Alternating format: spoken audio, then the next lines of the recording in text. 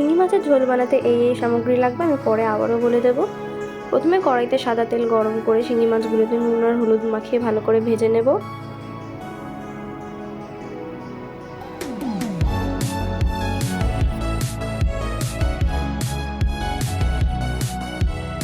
শিঙি মাছগুলো ভাজা হয়ে গেলে একটা জায়গায় তুলে রেখে তেলের মধ্যে একে একে দিয়ে দেবো তেজপাতা, শুকনো লঙ্কা আর কালো জিরে।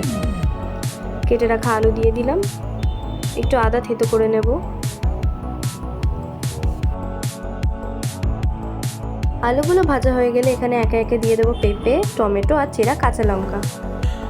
তারপর এখানে একে একে দিয়ে দেবো আদা বাটা, হলুদ, নুন, জিরের গুঁড়ো আর ধনের গুঁড়ো। ভালো করে নাড়াচাড়া করে দিয়ে দেবো সামান্য পরিমাণে জল। তারপরে আবারও কিছুক্ষণ নেড়ে নেব, আর একটু জল দিয়ে দিলাম। তারপরে কিছুক্ষণের জন্য ঢেকে দিলাম। ঢাকনা খুলে দিয়ে দেবো একে একে ভেজে রাখা মাছগুলো। কিছুক্ষণ নাড়াচাড়া করে হয়ে আসলেই এখানে ওপর থেকে ছড়িয়ে দেবো ধনেপাতা কুচি। রেডি আমাদের শিঙি মাছের ঝোল।